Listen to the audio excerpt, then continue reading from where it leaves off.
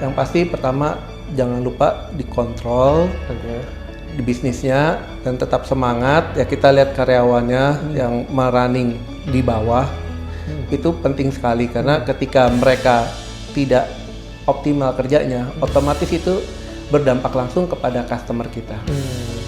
Kalau saya ambil contoh dari pendiri Marriott, dia bilang layani karyawan kamu dengan baik, maka karyawan kamu akan melayani kamu dengan baik.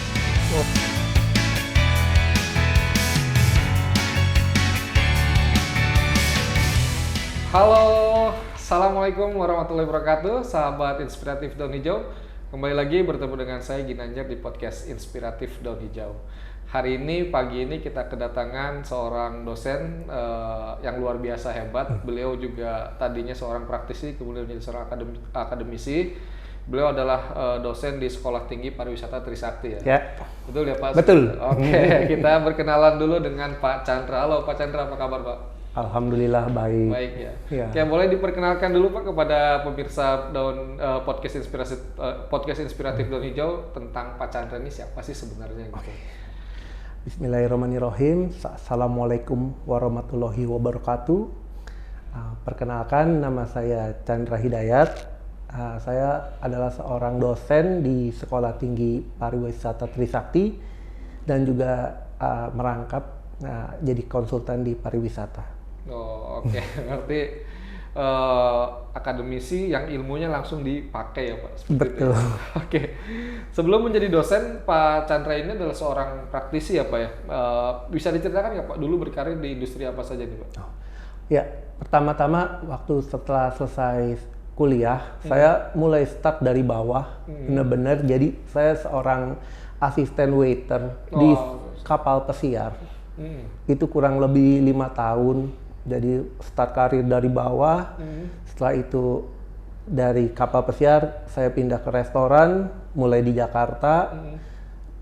Udah mulai jadi asisten manajer, kemudian ke hotel jadi F&B manager, head departemen, seperti itu.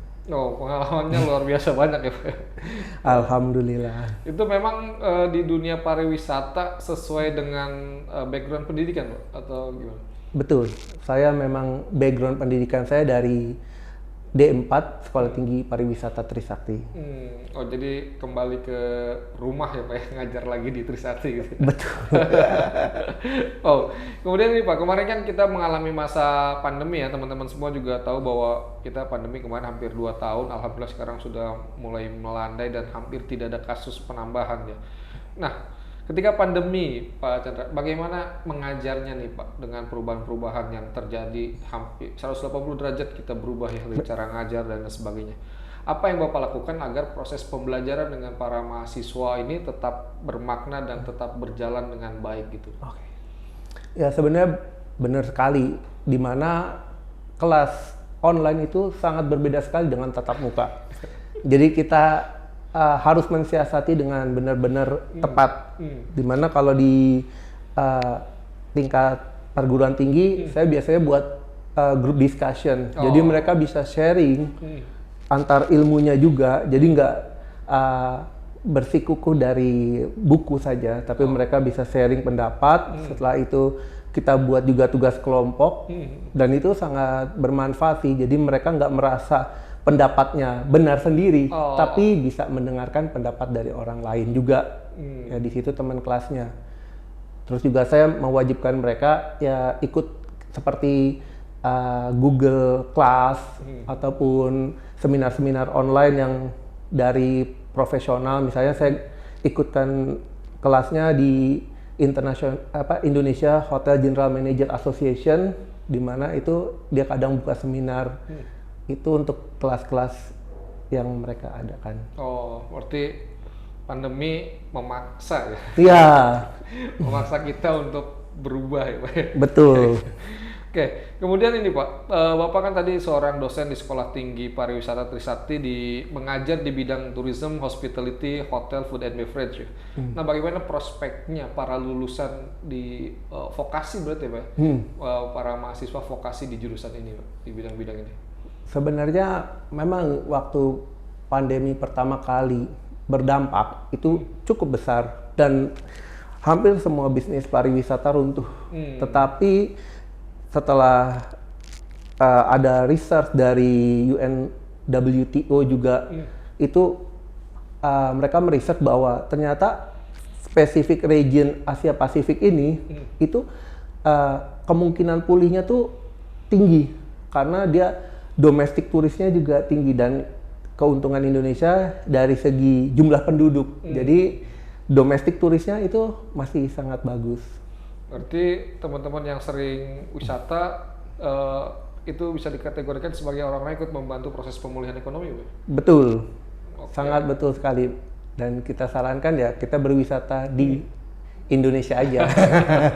Lihat teman-teman dari seorang pakar pariwisata Indonesia, salah satu pakar pariwisata Indonesia, Pak Chandra ini mengatakan, ayo kalau mau wisata di lokal dulu ya, Pak. Di lokal dulu aja. Itu dampak domino efeknya itu seperti apa sih Pak sebenarnya kalau misalkan kita berwisatanya di daerah-daerah lokal gitu Pak? Mungkin teman-teman jadi tahu nih, oh jadi bersemangat ternyata kita berwisata itu sebagai rekreasi untuk diri sendiri juga ada manfaat lain yang besar untuk orang lain gitu Pak. Itu seperti apa Pak? Jadi terutama gini, kita kalau ketika berwisata di lokal di area Indonesia, itu misalnya contoh kita pergi ke desa wisata, di situ kan udah community based tourism. Jadi di situ pengelolanya pun dari pemerintah desanya, terus juga yang punya usaha yang bekerja juga dari lokal penduduknya. Nah itu sangat berdampak sekali ketika kita tinggal di homestay-nya, kita beli souvenirnya, kita makan juga itu ya? Iya benar-benar berputar untuk masyarakat lokal. Itu sangat berpengaruh. Oke. Jadi kita rekreasi membawa manfaat untuk orang lain ya Pak ya. Betul. Nah kemudian tadi kan di awal Pak Chandra adalah seorang praktisi ya, lama bekerja di industri tourism, food and beverage dan lain sebagainya. Nah kemudian tiba-tiba apakah secara tiba-tiba langsung seperti itu atau ada proses yang dijalani shifting dari praktisi ke akademisi gitu? Kalau shifting sih, jadi gini, ketika saya 2015 itu saya ditawarkan beasiswa dari STP Trisakti untuk ngambil double degree, jadi S2 itu di Trisakti, join degree dengan Burapha University di Thailand. Jadi saya ngambil beasiswa tersebut dan kemudian setelah saya lulus ditawarkan untuk mengajar di Trisakti. Seperti itu. Berarti ini ya proses pendidikan juga sangat penting ya Pak. Bagaimana kita belajar itu sangat penting ya. Betul, karena ketika kita mendapatkan ilmu baru, otomatis ya seperti padi, semakin bertambah ilmunya, semakin merunduk. Ya teman-teman, untuk yang masih mahasiswa atau pelajar, jangan sia-siakan waktu selama di kelas ya Pak ya. Betul. Harus belajar dengan lebih giat. Kemudian apa sekarang sedang S3 juga ya Pak? Alhamdulillah saya sekarang juga sedang S3, insya Allah tahun depan bisa lulus. Pengukuhan jadi dokter, kemudian nanti bisa jadi guru besar dan lain sebagainya Pak ya? Insya Allah. Keren. Nah kemudian ini Pak, kan saat ini lebih banyak di akademisi ya. Betul. Jika melihat flashback ke belakang gitu Pak, lebih pilih mana sebenarnya menjadi seorang praktisi di bidang tourism atau menjadi seorang akademisi di bidang tourism gitu? Kalau dari sekarang saya melihat, kalau saya lebih prefer untuk saat ini di akademisi. Ya karena tadi saya punya cita-cita dulu nih, ingin menjadi guru besar di bidang pariwisata. Setelah itu ya, selain itu juga ketika saya di akademisi saya punya banyak waktu luang, terutama untuk fokus ke keluarga, terus juga bisa seperti jadi konsultan, jadi nggak perlu banyak makan waktu saya. Seperti itu. Dan kalau saya lihat juga, saya lihat biodatanya Pak Chandra di internet, banyak menulis jurnal ilmiah ya Pak. Ada sekitar 14 jurnal ilmiah. Itu jurnalnya tuh bisa diceritakan nggak Pak ke teman-teman, itu berkisar tentang apa aja sih Pak jurnalnya ini? Jadi banyak kan tentang, hampir semua pasti di bidang pariwisata. Jadi tentang competitiveness, tentang daya saing pariwisata, tentang bagaimana pariwisata Indonesia, terus juga Ada saya buat jurnal pengabdian masyarakat juga ada di mana untuk mengembangkan suatu daerah seperti itu. Oh, berarti teman-teman juga nanti bisa download ya Pak, kalau misalkan ada yang mau mengembangkan daerahnya menjadi desa wisata dan sebagainya, jurnal-jurnal tersebut bisa dijadikan referensinya ya Pak? Bisa. Jadi ini mengembangkan pariwisata berdasarkan pengetahuan ya Pak, tidak coba-coba kan artinya kan? Betul. Seperti itu ya? Iya. Oke, kemudian saat ini kan kalau kita lihat Pak, pertumbuhan pendidikan vokasi dan juga minat mahasiswa untuk masuk ke pendidikan vokasi itu sekarang kalau saya lihat prosesnya tumbuh meningkat dan semakin banyak ya Pak ya. Nah, kemudian pertanyaannya adalah apakah industri Indonesia, industri pariwisata terutama di Indonesia siap menampung untuk lulusan vokasi ini gitu Pak, seperti itu. Kalau dilihat prospeknya, sebenarnya Indonesia itu prospek pariwisatanya cukup besar. Oke. Dan sangat besar di mana kita lihat dari World Economic Forum aja, itu di TTVI, Travel Tourism, sekarang namanya Development bukan Competitiveness lagi, sekarang Development Index, itu yang dari kemarin Mas Menteri Pak Sandiaga Uno udah ungkapkan, Indonesia naik peringkat dari 40 ke 32. Oh, lumayan jauh ya. Lumayan meningkat. Nah, itu sesuatu yang bagus untuk prospek ke depan pariwisata Indonesia. Dan juga kita bisa lihat di mana generasi milenial sampai generasi Z itu mereka sekarang berinvestasi tidak kepada material lagi, tetapi kepada batin. Skill ya, batin ya. Batinnya mereka di mana kebahagiaan nomor satu. Sehingga kebahagiaan itu didapat dari mana sih? Dari wisata. Oke. Seperti itu. Ya teman-teman, kalau kurang bahagia berarti kurang wisata ya. Kurang Ya teman-teman, dari Pak Chandra nih, kalau teman-teman ada yang kurang bahagia atau belum menemukan kebahagiaan, coba cari kebahagiaan dengan berwisata. Betul. Tapi sesuaikan juga dengan budget ya Pak. Iya, kita juga jangan terlalu ibaratnya royal lah. Iya, jangan pulang-pulang dari wisata teman-teman malah jadi pusing lagi gitu. Betul. Nah, kemudian ini Pak, kita bicara di pendidikan sebagai seorang dosen itu di vokasi kan Bapak lebih banyak memberikan kasus-kasus yang real yang pernah ditangani dulu kan. Betul. Nah, itu gimana tuh Pak? Respon dari para mahasiswa ketika diajar oleh seorang praktisi, bukan akademisi murni gitu. Kan dosen kan ada dua ya, ada yang dari praktisi, ada yang dari akademisi murni gitu. Nah itu perbedaannya apa tuh Pak ketika Bapak ngajar di anak-anak itu, di mahasiswa itu? Nah, mahasiswa ini yang saya lihat ya, mereka lebih interaktif jadinya. Mereka sharing. Jadi komunikasi yang saya ajarkan itu nggak hanya satu arah dari saya berdasarkan textbook aja ataupun source sumber saya aja, tapi mereka akan menanyakan balik sesuai dengan pengalaman saya bagaimana di industri. Itu sangat berpengaruh sih buat mereka, sehingga mereka akan lebih mendengar karena realnya saya sudah jalanin. Oh, artinya kemudian pengetahuan itu akan lebih cepat didengar, lebih cepat diserap oleh para mahasiswa ataupun oleh pelajar kalau guru atau dosennya memang pernah mengalami itu ya Pak? Betul. Jadi mahasiswa nggak ngomong teori doang. Teori doang nih. Betul sekali. Ya kan? Keuntungannya seperti itu ya. Iya. Nah kemudian ini Pak, yang memantapkan hati Bapak untuk kemudian saya akan benar-benar fokus menjadi seorang akademisi gitu. Itu apa sih Pak yang memantapkan hati Bapak? Ya, saya lihat sih prospek Indonesia ke depannya juga, di mana akademisi itu sekarang sudah bagus, di mana dilihat di karir nggak seperti ibaratnya dulu yang dibilang susah lah berkurang, tapi ternyata Indonesia juga saat ini dengan tergantung kitanya juga sih, kalau kita melakukan penelitian banyak publish jurnal juga kan dihargain. Seperti itu. Oh, oke. Berarti lebih ke arah tadi ya, mengembangkan diri karena bisa bermanfaat untuk lebih banyak orang dari jurnal-jurnal yang dibuat ya Pak ya. Betul. Oke, kemudian kan kalau teman-teman juga sering lihat ya sekarang di media sosial, baik di Instagram, di TikTok, di YouTube, banyak sekali tempat-tempat wisata baru yang dibuka dan booming gitu Pak. Nah, pertanyaannya adalah peran apa yang diambil oleh pendidikan vokasi dari fenomena banyaknya tempat-tempat wisata yang dibuka gitu. peran apa yang diambil oleh pendidikan vokasi, baik itu universitasnya, dosennya atau mahasiswanya gitu?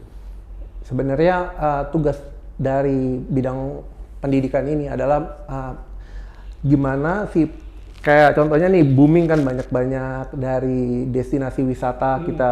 Itu kan pemerintah membuat rules and regulation-nya. Dunia pendidikan itu mendorong program pemerintah itu supaya berhasil. Dimana contohnya kalau di Sekolah Tinggi Pariwisata Trisakti itu dia bekerja sama dengan, misalnya contoh salah satu desa wisata yang sudah sekarang mandiri itu Desa Cibuntu. Itu sekarang dia udah mendapatkan penghargaan bukan hanya di tingkat lokal, tetapi udah di tingkat internasional. Oh, berarti perannya pendidikan vokasi, mahasiswa dan dosennya adalah mendorong si tempat-tempat wisata itu agar memenuhi standar. Iya. Punya standar sehingga kemudian traffic kunjungan wisatawan sana menjadi lebih banyak tinggi, lagi. Lebih banyak ya.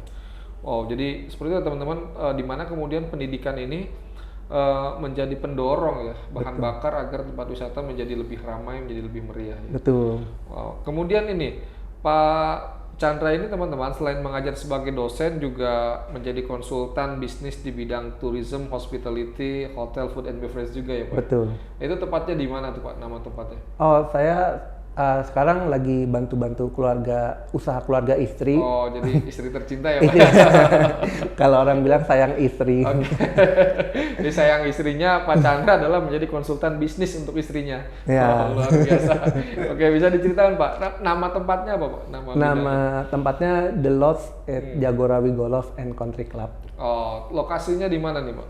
Lokasinya itu di di Jalan Keranggan Raya di kilometer 24 Tol Jagorawi. Oh, berarti dekat dari pintu tol ya Pak? Iya, betul. Oke, nanti kita akan ngobrol nih dengan Pak Chandra dan juga mungkin dengan istri ya Pak ya? Betul. Tahu lebih dalam tentang The Lodge at Jagorawi Golf and Country Club. Kita panggil dulu deh istrinya Pak Chandra ya.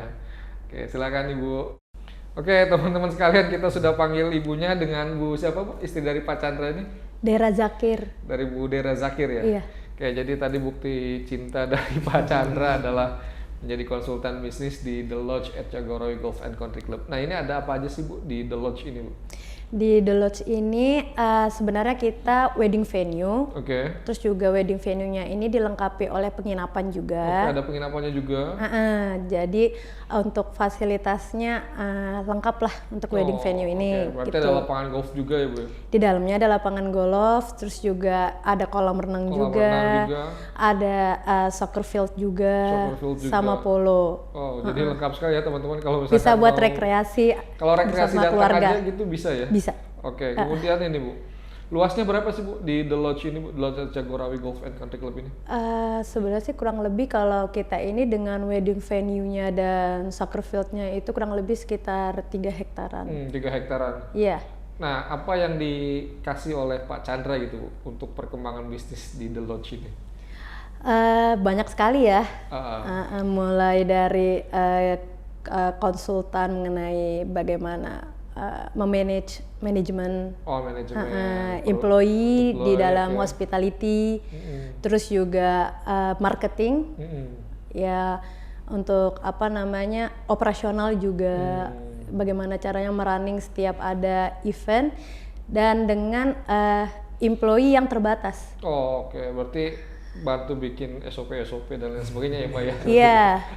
Jadi di sini sih yang menurut saya membanggakannya adalah dengan employee terbatas tapi bisa memberikan kualitas yang maksimal. Wow, ini salah satu masukan mungkin yang diberikan oleh Pak Chandra kepada istrinya di The Lodge bahwa manajerial itu nomor 1 ya. Iya. Karena tanpa manajerial yang baik bisa berantakan ya. Betul sekali. Seperti itu. Nah, ini kan tadi layanannya ada golf, ada penginapan juga, ada soccer field, wedding venue dan lain sebagainya. Ini kalau misalkan teman-teman mau pesan gitu, bisa online langsung nggak atau gimana nih proses pemesanan di The Lodge ini Bu? Kalau untuk penginapannya sendiri sih kita ada kerjasama dengan salah satu OTA di Traveloka. Di Traveloka ada ya teman-teman, Yeah. nanti tinggal diklik aja dicari The Lodge. Kemudian Kalau untuk yang pemesanan lain-lain seperti wedding venue seperti itu bisa langsung kontak dengan aku pribadi. Boleh ya, nanti saya simpan nomor WhatsApp-nya ya. Iya, Teman-teman reservasi The Ibu Lodge Dera. langsung dengan Chandra Dan Bu Dera, dan Bu ini dan istri, jadi langsung dengan ownernya langsung gitu. Nah, berarti tadi ya bahwa Pak Chandra ini teman-teman benar-benar mengaplikasikan apa yang dia ajarkan di dalam kelas kepada para mahasiswanya, bahwa pendidikan itu bisa meningkatkan kualitas ya. Betul seperti itu ya Pak ya? Betul sekali. Oke. Dan yang dirasakan oleh Ibu nih Bu, sebelum adanya Pak Chandra sebagai konsultan dan setelah adanya konsultan gitu, perbedaan yang mendasar itu apa sih Bu?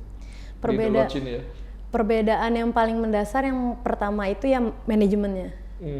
Iya. Manajemennya ya? Iya, jadi kayak efektivitas manajemennya itu lebih kerasa sih. Jadi kan kadang kita lihat kalau dengan manajemen yang lebih efektif dengan orang yang terbatas pun hasil output yang kita keluarkan, jasa yang kita keluarkan juga Bisa memuaskan si kliennya. Iya. Berarti managerial employee ya Bu ya? Iya. Belum tentu dengan pegawai yang banyak kualitasnya Betul bisa sekali. bagus ya? Iya. Nah ini mungkin kita minta satu rahasia lagi nih dari Pak Chandra dan istri.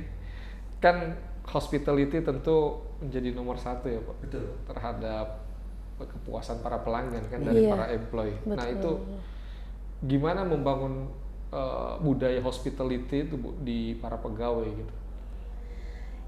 Ya yang jelas sih pasti selalu kita controlling itu iya. Terus juga kedekatan. Kita mengutamakan kekeluargaan.